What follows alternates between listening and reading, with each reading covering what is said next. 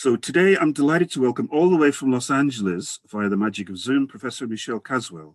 Michelle is an Associate Professor of Archival Studies in the Department of Information Studies at the University of California, Los Angeles, and her research on archives, memory, public history, and social justice has been widely cited in a range of fields.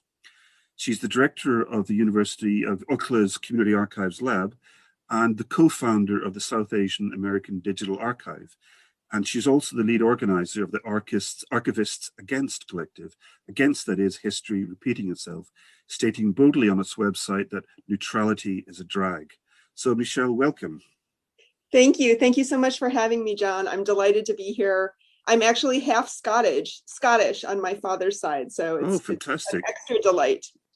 Well, Michelle, as I mentioned in the first series of podcasts, I spoke to a number of experts about the importance and value of archives and records in terms of providing evidence or objective truth in a world of fake news and alternative facts, particularly at a time of crisis, which we're still experiencing. So in this series, we'll be not necessarily challenging, but certainly questioning the validity of this system. Well, hello everyone, and welcome to the first in a new series of podcasts on the theme of objectivity, or lack of it, in the archive. I'm John Pelan, Director of the Scottish Council on Archives, an advocacy and development body for the archives and records sector in Scotland. This is the second series of podcasts I've recorded. The first in the summer of 2020 was on the broad theme of archives. So before we dive straight in, I thought perhaps you could maybe tell me a little bit about your background and your journey to academia and your current field. Yeah, I took a really circuitous route of getting here. I'm from a working class background. I'm from Chicago. I was always bused into schools that were much more ethnically diverse than my white neighborhood growing up. So from 7th through 12th grade, so middle school, high school, I was bused into a school on the south side of Chicago that was predominantly African American. And then I went from there to Columbia University, which is an elite Ivy League institution in New York, where I felt completely out of place and was subject to a really set 2-year core curriculum Western Civ educational program. And I wound up majoring in religion, focusing on Hinduism and other religions of South Asia, and went straight from undergrad to getting a master's degree in world religions from Harvard Divinity School. And I really didn't know what I was going to do with a master's degree in world religions at the time. Like I said, I came from a working class background, and so I really didn't have good guidance in terms of what profession I would enter. I think I sort of vaguely thought I might become a professor, but I didn't really know what the route was to getting there. I wound up working for 10 years in nonprofit fundraising and marketing, working first at the Asia Society Museum in New York, and then moving back to Chicago and working at a nonprofit refugee-based mutual aid association called the Vietnamese Association of Illinois, and then working as a writer in the development office at the University of Chicago. And I realized how much I loved writing and how much I loved doing writing that had practical implications, right? So writing a grant application that can result in an organization getting a grant for, $100,000, that felt really good. But I also realized that I sort of wanted more from my career. And I thought that I would go back to school and get a Master's of Library and Information Studies to focus on librarianship. I thought I would be a South Asia bibliographer. So an academic librarian focusing on South Asia, sort of drawing on my first undergraduate and my first master's degree experiences. But when I got to my MLIS program, I had sort of a strange experience, which is I started taking archives classes, not really knowing what the dominant Western mode of archival studies is. And I had this experience of not seeing myself or my communities or my own interests reflected at all in the curriculum. I had been involved in a refugee-based oral history project previously, and those experiences that I brought with me to the archival studies classroom, my own interests, my own background, my own communities were absent, completely absent from from what we were being taught in the MLIS program. At the same time, I realized that it was an opportunity, that the field really needed to be reinvigorated and updated and changed. And so I saw, this great opportunity. Despite being completely averse to the curriculum I was learning, I thought, well, let's get some energy and change this conversation. And I, at the same time, was working at the University of Chicago Library and met Sameep Malik. And Sameep and I started talking. Sameep is South Asian American. We started talking about who's documenting the history of South Asian Americans. And we did some research, and the answer is no one was systematically documenting this history. And so Sameep is a real force of nature, and he just decided, let's do it. Let's found our own community-based archive that documents the histories of South Asian Americans. And so I became the co-founder of SADA, which is the South Asian American Digital Archive, which for the past 13 years is an independent community-based archive that is really thriving at this point, thanks to Sameep's leadership. So I started working on an independent community-based archive at the same time, this was 13 years ago, an interesting moment to be working on a community-based archive and being in library school, because in school, we weren't taught at all about community-based archives. And whenever I raised the issue of community-based archives, I received a lot of negative feedback that they weren't real archives, or that even they didn't exist in the US, because at this point, a lot of the literature in archival studies about community-based archives was emerging from the United Kingdom, from Andy Flynn's fantastic work at UCL. And so there was a lot of sort of pushback about community-based archives at that point in time.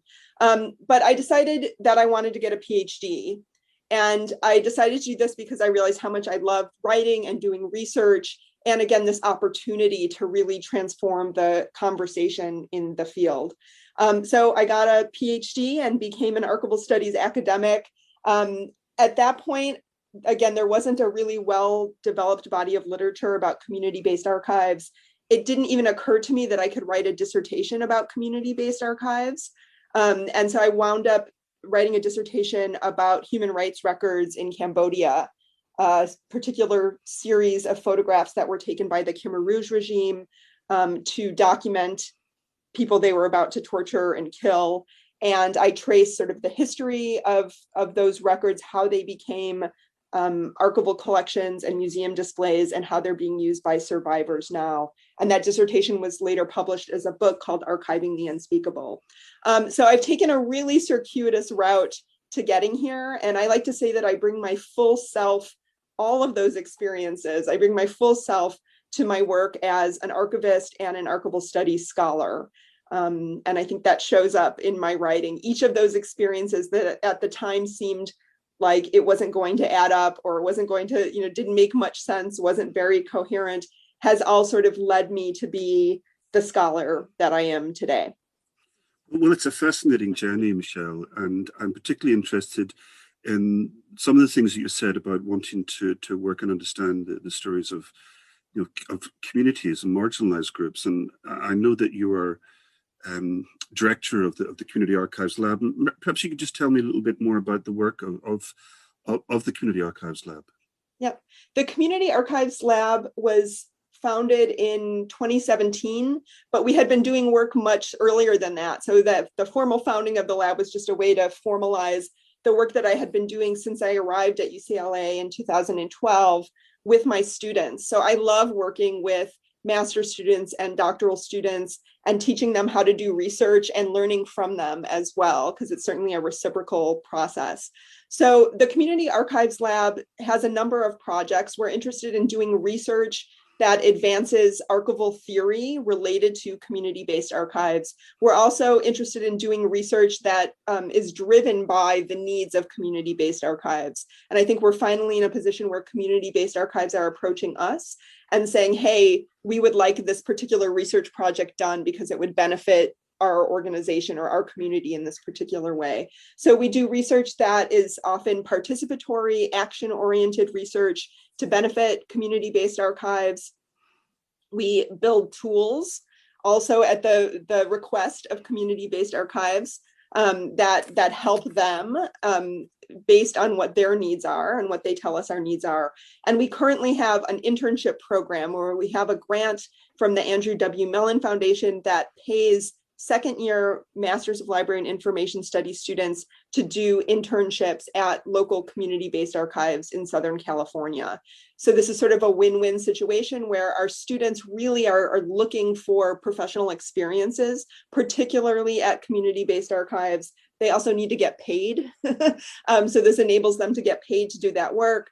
And on the other hand, the community archives themselves really benefit from the labor of a dedicated paid student over the course of a year, particularly when it comes to this sometimes rapid shift to digital work that was brought on by the COVID-19 crisis. Many community archives didn't have the infrastructure in place to work with digitized materials, and a lot of the student interns have been helping create digital preservation plans and digital asset management systems for the community-based archives. And is the aspiration for these community archives to feel that their stories will eventually form part of the national record, not just as standalone archives but will be mainstreamed? I think it depends. This is the beauty of community-based archives, is that they represent so many different kinds of communities with different values that it makes it very difficult to give a blanket statement about all community archives. I think some community archives do not want to be included in any kind of national narrative. I think some of them are formed in opposition to those national stories. And the end game for them is not inclusion in a national narrative. It is a story of resistance in which they want to maintain their separateness and their separate identities and their separate stories. And it becomes really important for them to control their own history and not have that history be subsumed by a larger institution, be that an academic institution or a national institution. This series of podcasts, it's about objectivity and neutrality. And as you'll know, there are various definitions of archives. Here we like to think of archives as being the documented memory of the nation, and talk about archives being the collective memory. But some definitions I've read saying that archives are not neutral sources. They have in fact been created not just to provide documentary evidence for future researchers and users, but to perform a specific task. And that could be anything from conveying personal thoughts to a friend in a letter. It could be a letter home from the war front, to arguing for policy changes in a government memorandum. So would you agree with that statement that our archives are not meant to be neutral sources?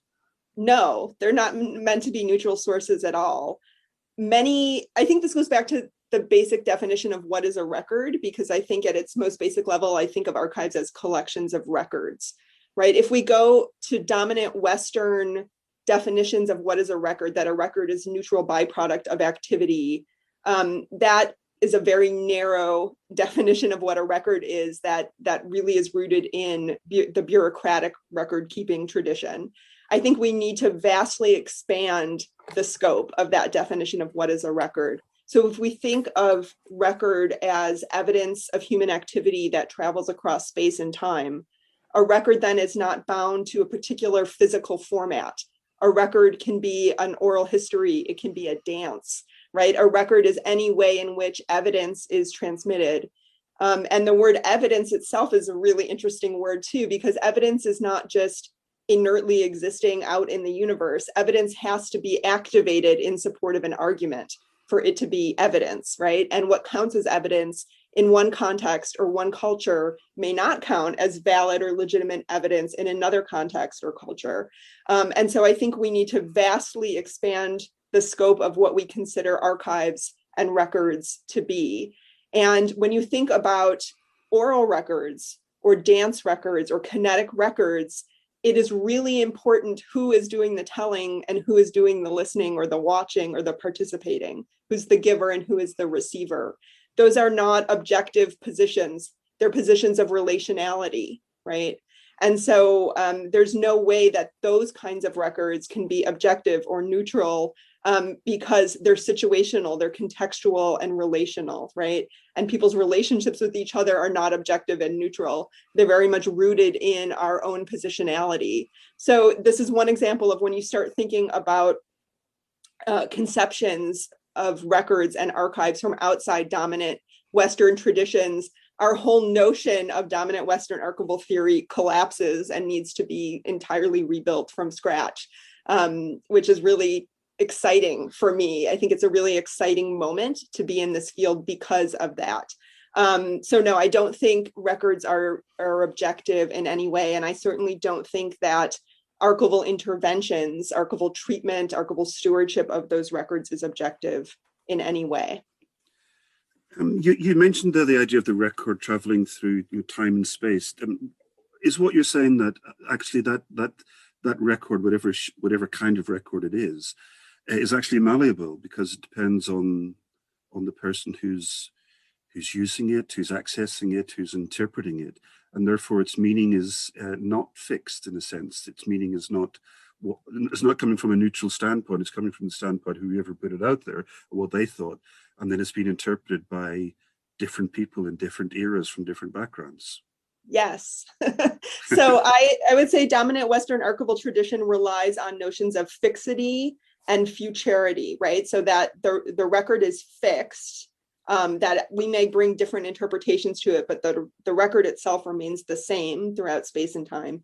And also this notion of futurity, that we are collecting these records, we're stewarding these records as archivists for some kind of future use, and that we don't know what those future uses might be. I push back against both of those ideas, right? I don't think a record needs to be fixed at all for it to be a record. And again, oral traditions, kinetic traditions, I think are really good examples of records that aren't necessarily fixed. And I also think we need to disrupt this idea that the records we're stewarding will be used in the future by some vague, unspecified user group in the future. I think we need to do much more to activate the records in our care right now in the present. I think that this notion of a vague future really needs to be called into question, one, because the future is so uncertain because of environmental disaster, and also because this notion of archivists preserve traces of the past in the present for the future relies on a linear notion of time, that there is a past, a present, and a future, that they linearly follow each other. And that notion is really rooted in dominant Western concepts of time. There are many, many other ways of looking at time, right? So instead of seeing time as a line, you can see time as a circle, you can see time as a spiral. And I think we really need to expand our definition of what records are and what archives are to accommodate and to consider these different notions of temporality. So what I love about archival theory is that when you start pulling apart one definition, you start pulling apart entire epistemological and ontological systems, right? So it's very much rooted in the philosophical tradition from which it emerges. I think this leads back to this conversation about objectivity, because the notion that objectivity is possible or desirable is very much rooted in Enlightenment concepts that are deeply wedded to patriarchy and white supremacy. So once we start calling into question ideas about objectivity and neutrality, then the whole thread starts to unravel. That really at its heart is a heart of white supremacy and patriarchy that needs to be dismantled and not reaffirmed.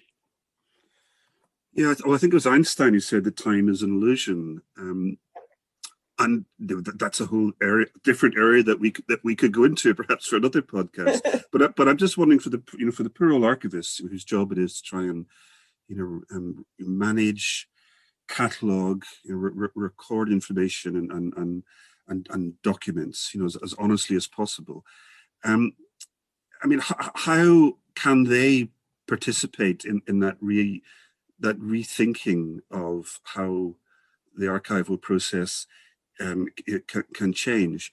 I mean, I guess we start off with the standpoint that archives, it's not a neutral process, but should the archivist be a neutral agent in terms of the managing process of the archive material, or at least should they do their best to be neutral and objective?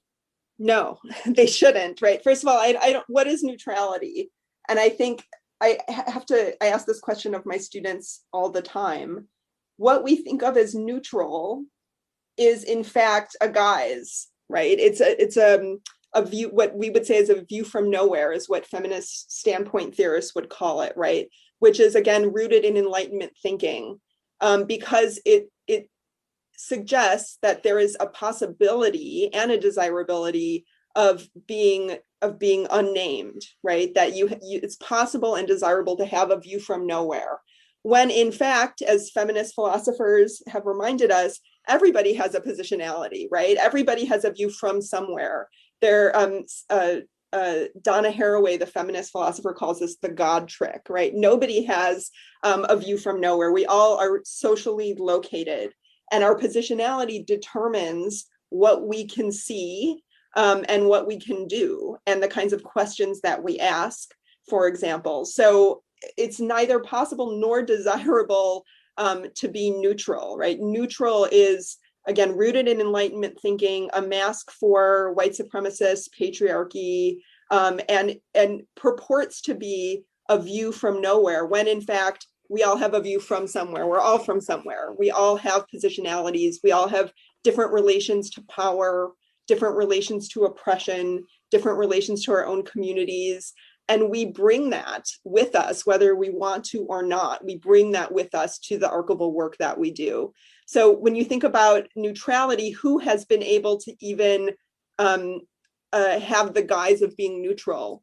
It's white males, right, in our profession who have been able to say that their perspective is the neutral perspective, when in fact that's masking a whole host of power relations that really need to be uncovered. So, archivists of color have never had the opportunity or the affordance to be perceived as being neutral, right? They're always perceived as racialized bodies in archives. Mario H. Ramirez, a former doctoral student of mine, has written about this brilliantly in an article in American Archivist called Being Presumed Not to Be, a critique of whiteness as an archival imperative. So neutrality is not even a possibility for many of us, and it's not desirable at all, because I think we really need to be bringing our full selves to the work that we do. And certainly we need to acknowledge that there are varying risks for bringing your full self to the work that you do. I'm a white person. I enjoy white privilege. When I bring my full self to the academy, my race is not questioned. It's not questioned whether or not I belong here because of my race, right? So I think, the risks are very different and the rewards are very different. But I think it's impossible and not, it's neither possible nor desirable to pretend to be neutral, particularly in this moment of acute crisis that we are in right now, right? So I think of Howard Zinn saying it's impossible to be neutral on a moving train. Our train is not just moving, it is hurling at warp speed, right? The forces of white supremacy, of patriarchy, of capitalism have been wreaking so much havoc for centuries, right? This is not a time to sit back and do nothing, right? This is the time to really work towards dismantling these forces. Our lives depend on it. The future of the planet depends on it, right? So again, it's not the moment to feign neutrality. It's the moment to actually activate the records in our care towards dismantling these oppressive systems and building liberatory systems instead. So now I understand the statement neutrality is a drag. It's on the Archivists Against website. Right. Yep. It's a drag, meaning both it's depressing, but also it's a costume, it's a guise, right? It's a performance. You've talked, we'll come back to it shortly, but you've talked about the dominant Western culture and white privilege. Certainly in the United Kingdom, most people, there are many more women that work in the archive sector than men. Do you think that things are changing? Because I think what you're actually saying is that archivists, as well as everyone else, should be agents for change. This is not the time to be a shrinking violet. This is the time to, to stand up and be counted and try and stop more bad things from happening. But do you feel that, you know, when people think about archives, they often think about old stuff, documents that were you know, collated and catalogued many years ago, and in a time where everyone who was working was basically male. Do you think that the situation is changing because the workforce is more female than male? I think that's a good question. A feminized profession doesn't necessarily make a feminist profession. So in the United States, archivists are overwhelmingly women, and this is a shift that happened in the 1970s. But if you look at the directors of archives, people in the biggest positions of power, you will see those numbers start to skew towards more men in leadership. But I think it's not just a demographic question, because there are all sorts of ways that white women in particular have furthered patriarchy, have furthered white supremacy. You know, you can look and see in the 2016 US election, the majority of white women voted for Donald Trump, right? So again, just because a majority of women do something doesn't make it necessarily liberatory. In the United States, there's a big conversation about the racial makeup of the field of archivists. And there hasn't been a survey done in a while, but the last survey that SAA did, I believe 89% of archival respondents identified as being white. And this is despite several, you know, scholarship diversity initiatives. And I think part of the reason is that we're having the wrong conversation, right? We are having a conversation about, you know, funding of the most elite people of color to go to MLIS programs, and then in MLIS programs teaching white supremacist values, and then releasing them into really hostile work environments after graduation, which do not support their growth, do not value their labor, do not value their intellectual contributions. So I've personally known several archivists of color who are young and excited and brilliant and bring that energy to professional positions and wind up leaving the field. Most famously, Jarrett Drake has a blog post about leaving the field for these reasons, right? And so I think it's not as simple as just funding a few scholarships for students of color, which, don't get me wrong, is incredibly important. But I think we need a complete overhaul of all of our concepts and practices to better reflect the lived realities of people of color in our societies. Right now, the dominant Western archival theories and practices reflect the most narrow elitist experiences. And I think unless we completely transform those theories and practices, we're going to continue to have problems of white supremacy, which might most visibly manifest themselves in, you know, the racial makeup of professional archivists, but have much, much deeper and more insidious roots that need to be tackled. If I could come back to some of the work you've been doing on community archives, I think that this is relevant to what you've just been talking about. If we could, you've talked about, there's an article that you wrote back in 2017, which it was called Are You a Spy? It was a paper, and you in that paper, if I'm not wrong, you said we define community archives as grassroots efforts by marginalized communities to document their own history. I wonder, could I just challenge you on that definition? Yep. I mean, for example, you know, here in Scotland, I'm just talking from my own experience, we have lots of community groups who run their own archives or want to run their own archives. Now quite often those community groups are staffed, for the want of a word, or peopled by volunteers who are retired, middle class, and white. And they don't, you know, I'm not decrying that, because I think what they do is really valuable, but is it not the case sometimes that community groups represent a particular interest, but not necessarily the wider community? Because if you think about it, most people don't know anything about archives, and most people are not involved in the world of archives, and most people wouldn't even know where to even look for an archive. So it's archives is something that's although you and I, as professionals in working sector, might think it's fundamental to our understanding of society and underpins so many aspects of society, but to the general member of the public, archives is not something that's relevant to them. So I wonder, is it possible that community archives are not as representative of marginalized communities as perhaps the people who are running them think they are? It's a really good question. I think it gets to the heart of the problems of defining community-based archives. So if you look, at the magnificent work that Andrew Flynn and his team at UCL did, the initial definition of community archives that they propose is a community is any group of people who get together and call themselves a community, and a community archive is the product of their attempt to document the history of their commonality, right? And I think I can only speak from the US context. I think in the US context, we need to have a much more specific conversation about power. I asked my students in the first day of my community archives class, is the Beverly Hills Historical Society a community archive? We have a really, really good conversation about that, because I think if you're just using that definition, that initial definition of what a community archive is, then yes, any group that gets together and documents their own history creates a community archive.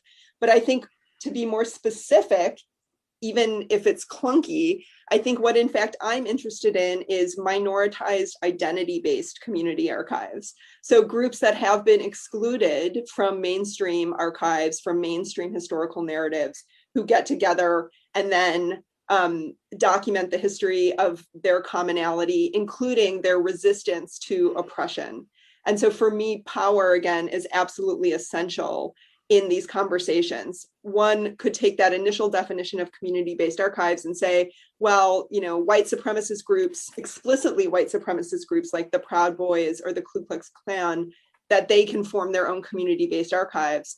I think in a much less explicit, but still implicit white supremacist vein, we have in the US a lot of historical societies that are really invested in white supremacy. They're invested in advancing a particular white supremacist narrative of their neighborhood or their city or their town in order to state claims of whiteness as a form of nostalgia, and also to maintain their property values, right? So those historical societies run by white people are really rooted in white supremacist values.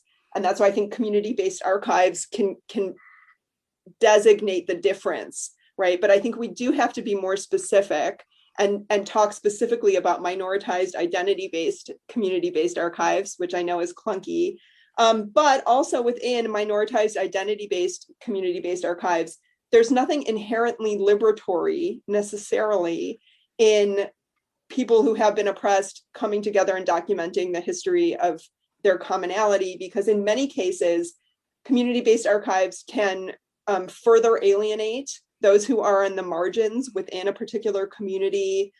Community-based archives can be really invested in respectability politics, where they want to prove that they're worthy of mainstream recognition because of their alignment with values, patriarchal values or capitalist values, for example. And so I think we have to be very specific.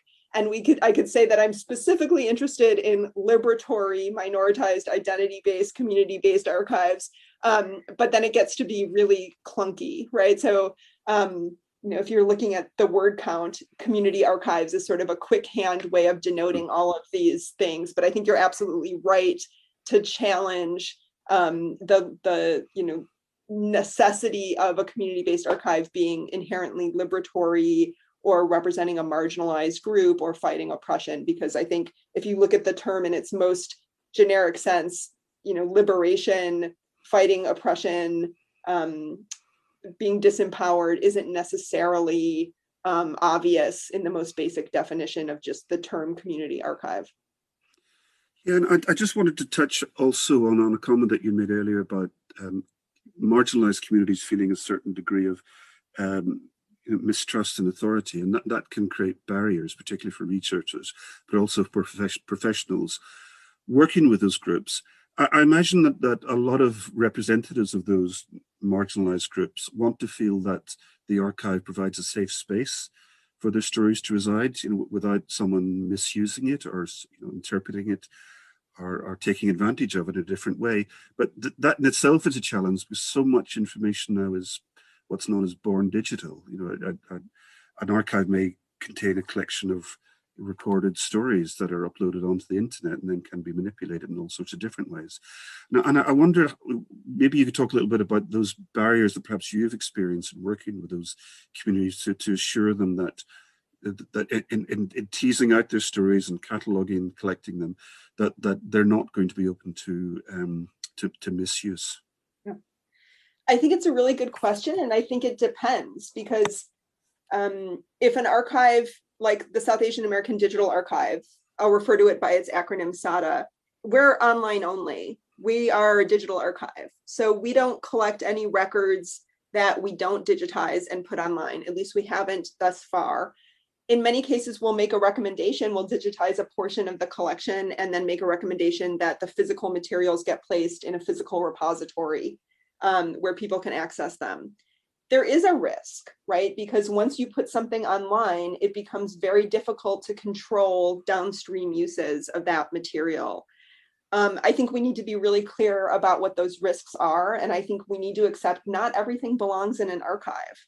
And we have to be okay with that. We have to make sure that the records creators and donors of materials that we work with are fully aware of what those risks are, and that the consent that they give us to digitize and make records accessible is fully informed consent, right? So consent is like a fundamental feminist principle here that I think archives really need to do due diligence in enacting.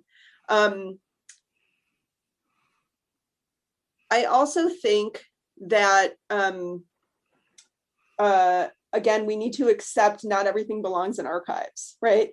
And I think we need to question this notion of universal equal access to materials that many of us have been taught in our library and information studies programs, where we see it's a fundamental value of archives to provide equal access to materials, so that it shouldn't matter who walks in the door, that everybody should have access to the same records and be able to interpret those same records once they walk through the doors of archives. I think if you start looking at indigenous knowledge traditions, indigenous epistemologies, indigenous ontologies, again, going back to this definition of what is a record, records are culturally situated, they're contextual. The transmission of knowledge is based on relationships, it's relational. And so if we start to think about limiting access or giving preferential access to records based on membership in various communities, then we have a way to sort of limit that risk. So I'm thinking here of the work of Kim Kristen, who has done just phenomenal work working with indigenous communities, building a software called Mukutu that enables this kind of preferential access to digital materials based on community status, based on whatever indigenous protocols are in place. And so once again, I think our dominant Western archival theories have failed to accommodate lived realities for communities of color. And also I will add LGBTQIA communities as well, because I think there's also a huge risk for those communities in making materials publicly accessible, particularly online. And so we really need to question these notions of universal access and think much more contextually and specifically about the specific risks that specific donors and specific communities have, and design policies and processes that really respond to those particular risks. Well, if maybe I could come back to the role of the archivist, Michelle, in terms of effecting some of these changes that you think are absolutely necessary. And I'd like to reference an interview that I read a transcript of from 2008, Images, Silences, and the Archival Record, in which you said, and this is really just restating what you have been talking about this afternoon, that there's been a lack of care amongst archivists when it comes to documenting communities of color, LGBTQ communities, and people who are marginalized due to beliefs, geography, and social class. I think we have an obligation to center those people who have been marginalized in our appraisal decisions. moving forward. On a practical level, I mean, how can we improve things? I mean, we've already heard that that archivists should be agents of social change and social justice, that archivists and archives need to stop thinking of themselves as neutral guardians of records. But what fundamentally, thinking again in terms of the role of an archivist and how many of them are working in larger organizations, what can they start doing and to change things? Yeah, I think it takes time to build relationships. And I think this work is going to be done through an ethics of care, through building these relationships. And it takes time. You're not going to repair a relationship that has suffered centuries of harm, right? It's going to take time and will and lots of listening and sharing of power and participation. Again, that won't happen overnight, but at the same time, the imperative is urgent, right? If archives are going to continue to exist in any way, they're going to need to respond to these crises, right? The crises of white supremacism, patriarchy, capitalism. And I think, one concrete way that archivists can start to do this is to start to build these relationships and listen. It does not mean that archivists need to immediately go out and start hoovering up collections of materials created by communities of color without thought or care or attention to, if they have the resources, to process those materials, make them accessible. Who are the projects for? Who will they be accessible to, and to what ends? That is not an effective strategy. That is, an extractive strategy that furthers white supremacy rather than dismantles it. So I think we need a lot of care and nuance when we enter into these projects. Again, listening, I think compensating members of marginalized communities for their expertise when we do ask for it is important. Valuing the knowledge and experience that originates from communities of color is really important for archivists to do. And again, it's not going to happen overnight. It's going to take time. One thing that I'd like to ask you about, I heard you talk at the iPress conference in Amsterdam in 2019, and you talked about your career trajectory. And I think perhaps it was early on in your career that you talked about being introduced to the dominant Western canon of archival theory. And you realize that this has been written almost exclusively by white men working for governments. And what you said in that talk is it spoke past me and against me. And I imagine that is the case for many people, but they won't do anything about it. How did you react when you became aware that this dominant canon, the theory that was so pervasive, was speaking past you and against you and was not representative of you? How did you react to that? I think I thought, I experienced deja vu. I thought, here we go again, right? Because I had been subjected to a dominant Western canon in the first 2 years of college, having gone to Columbia, which has a really strong set core curriculum, where everyone in the first 2 years reads the exact same texts of the Western canon. So I thought, oh, here we go again. But also, I think I felt a sense of betrayal in that I had imagined that being an archivist was different. And I had imagined that learning to be an archivist would be different. And I had just assumed that my experiences and the communities that I had worked with and grown up with and that were important to me would be at least reflected in some way in the concepts and theories and practices that I was learning. And so to see that exclusion and that absence, it felt like a betrayal, which this answer I want to admit is steeped in my own whiteness, right? Because I think Black, Indigenous, people of color are used to not being represented in mainstream educational experiences. So it was only my whiteness that would even allow me to think that it could be or would be represented in this curriculum. So it was very disheartening. And I remember having conversations with faculty members where I was questioning, the most basic core concepts, definitions of records, ideas about neutrality, basic practices, and just feeling like I was hitting a brick wall, right? And then years later, going to the first Archival Education Research Institute, ARI is the name of the conference. Going to that first conference, it must have been in 2008 or 9, and encountering all of a sudden all of these other archival studies students and scholars who had had the same experiences that I had. A group of us co-authored an article called Pluralizing the Archival Curriculum. It's called Educating for the Archival Multiverse, that was published in American Archivist. And having this feeling of, we've all been having these experiences of feeling disheartened and not represented and flattened in our archival studies programs, and this tremendous sense of energy that while this experience was awful, that we could all turn it around, that collectively we could change the field and change the concepts and change the practices. And that was really exciting. But it took a year or two before I was able to connect with others who had that same experience as me and really get a sense of and being energized at the possibility of reframing all of these concepts and practices. And you're clearly in a totally different place now. You are energized and you are positive, I think. Yes, although I certainly have my days. But I think whenever I have days where I feel like I'm hitting a brick wall, I go back to my practice with South Asian American Digital Archive. I'm still involved in the organization. I'm still in daily contact with Samit Malik, who's the executive director. The organization has grown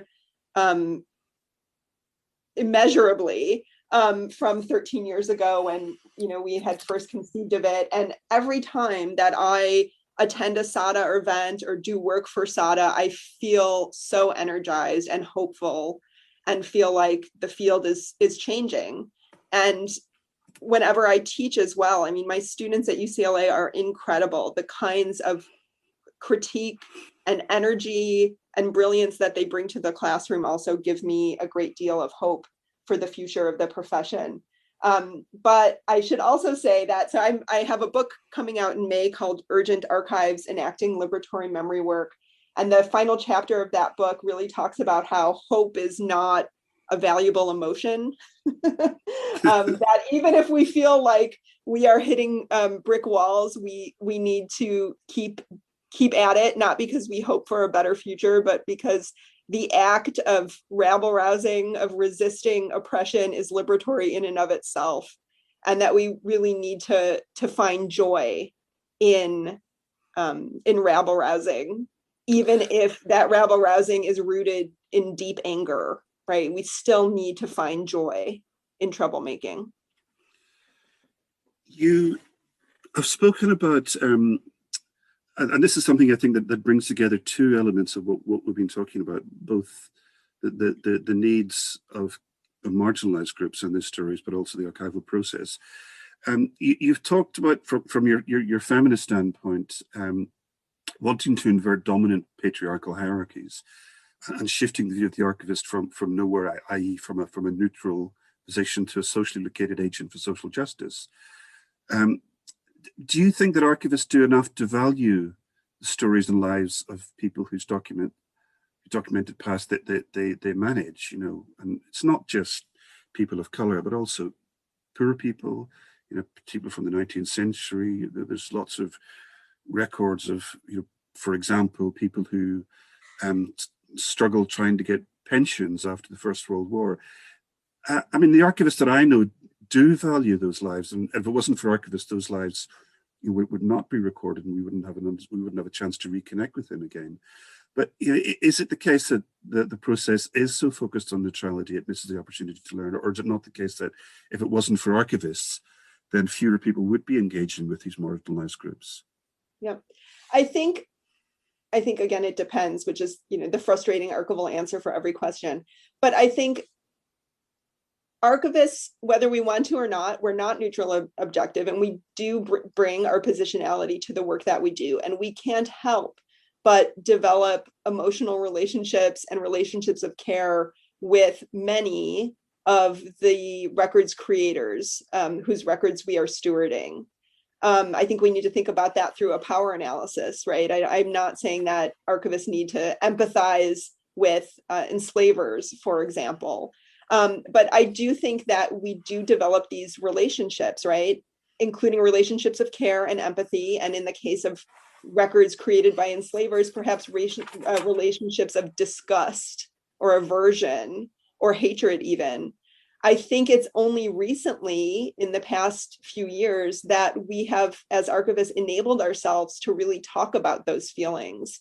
And again, it's because the discussion around neutrality the past 20, 25 years has enabled us to start admitting that we have feelings, right? And acknowledging those feelings, including, again, feelings of trauma, secondary trauma, primary trauma, when we are processing collections of materials. So even though I think archivists have always had these emotional reactions, we're humans, we've always had those. We only now are starting to possess the language to talk about them. There's, a barrier has been broken where we can admit to having those relationships, and some really great work being done about how we deal with them, particularly how we deal with secondary trauma in archives. So there's some really great training sessions that the Australian archivist group has come up with. And I think now we're having that conversation where, those relationships had always been there. But if you're supposed to be neutral and objective in order to be professional, then we couldn't admit to having them. Well, Michelle, I'd like to end now just with maybe spending a few minutes just talking about a phrase that's being used a lot now. And I'm sure you've used it. If you haven't, I apologize, but I've read about it a lot, and it's called decolonising the archive.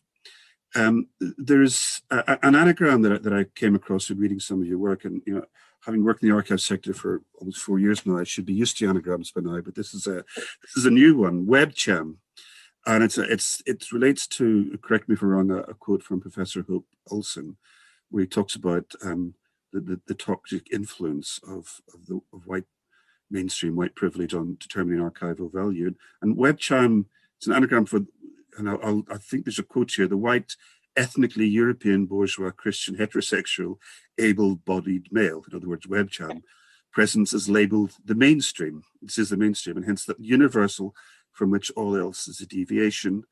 The webcham mainstream is not viewed as a special interest, while the diverse others are. In a sense, universality, diversity is the ideal of patriarchal reason. Just referencing that quote, what is meant by decolonising the archive? And if we're going to go about it, whose responsibility is it? Yeah, we could do a whole other hour about just the phrase decolonising the archive. I think it's a term that is so overused in the field, outside the field as well. So I really encourage everybody who's interested in this term, decolonizing the archive or decolonizing anything, to read an article by Tuck and Yang called "Decolonization is Not a Metaphor." And in this article, they lay out brilliantly the abuse, the overuse of this term decolonizing the archive. So I think in order to talk about decolonization, we need to talk about colonization to start with, right?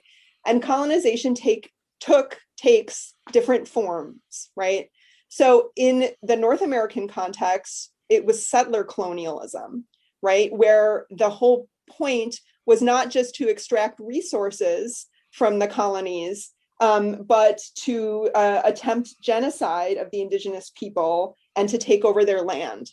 So in a settler colonial context, decolonization must mean return of the land. For archives to be decolonized in this context, according to Tuck and Yang, it would mean that archivists use our expertise, our labor, our skills to return land back to indigenous groups. Anything that falls short of that is not decolonization. So, and I agree with this. So I've seen decolonizing the archive being used to describe practices like changing an offensive term in a finding aid, or adding authors of color to an archival studies syllabus. Those are important things to do. Everyone should do that, but it's not decolonization, right? And this Tuck and Yang article really help us understand that decolonization and social justice are not synonyms. There are divergences between those different approaches. And again, as colonization look different in different places, decolonization will look different. So I think it's very different if you're talking about a post-colonial, and I'm using quotes here, a post-colonial society like India or Pakistan, for example. Decolonizing the archive there will look different, and perhaps doesn't necessarily mean return of land because the land has been returned, but might take other forms about reading against the grain of records, responding to the violence of colonial records. But I think in settler colonial contexts, decolonizing the archive means using archives to support land claims. And so that might mean, collecting evidence of treaties that were broken, for example, collecting data about land boundaries, for example, historical land boundaries, in order to make legal claims for land to be returned. Falling short of that, it's not decolonizing the archive. Okay, well, I think that's cleared that up. I think maybe it's not necessarily an OTN, but it's something to spur more thinking. It's been really fascinating talking to you, Michelle. I'm really very supportive of what you're trying to achieve, and I've come at this interview not really understanding everything that you've been saying in some of your writings, but you've expressed it extremely clearly, and I'd say it's been wonderful to hear you talk. It's been a real call to arms, and I know you've got many fans and followers, and I'm sure many people will appreciate what you've had to say in this podcast. So thank you very much, Michelle. Thank you so much for the opportunity. It's really riled me up in the morning here, and I expect to write some text on fire this afternoon after this conversation. Thank you very much.